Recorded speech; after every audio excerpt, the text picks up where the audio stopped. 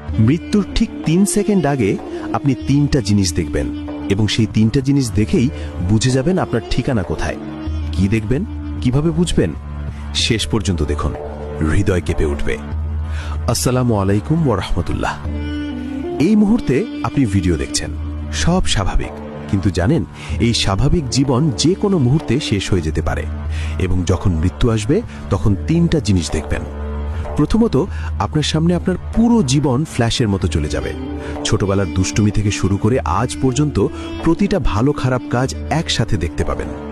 রাসূল সাল্লাল্লাহু আলাইহি ওয়াসাল্লাম বলেছেন, মৃত্যুর সময় মানুষের পুরো জীবন চোখের সামনে আসে। সেই মুহূর্তে আফসোস হবে, কিন্তু আর কিছু করার থাকবে না। দ্বিতীয়ত, আপনি মালাকুল মউত অর্থাৎ মৃত্যুর ফেরেশতাকে দেখবেন। যদি আপনি নেককার হন, তিনি আসবেন সুন্দর চেহারা নিয়ে, হাসি মুখে, জান্নাতের সুগন্ধ নিয়ে। আপনার রূহ বের হবে সহজে, যেমন পানির বোতল থেকে পানি ঢালা হয়। কিন্তু যদি পাপী হন, তিনি আসবেন ভয়ঙ্কর চেহারায়, কালো পোশাকে, জাহান্নামের দুর্গন্ধ নিয়ে।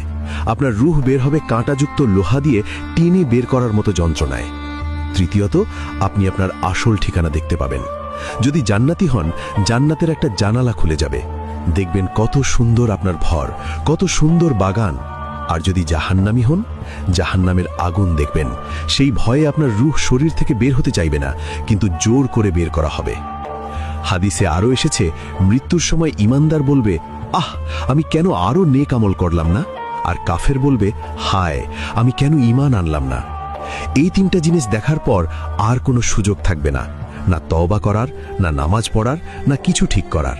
যা করার ছিল দুনিয়াতেই করতে হতো, এখন শুধু ফল ভোগ করতে হবে। তাই এখনই সময় আছে, এখনই তওবা করুন, নামাজ শুরু করুন, গুনাহ ছেড়ে দিন। কারণ মৃত্যু কখন আসবে জানেন না, হয়তো এই ভিডিও দেখার পরেই আসতে পারে। তো আপনি কি আজ থেকে বদলে যাবেন? লাইক করুন, শেয়ার করুন।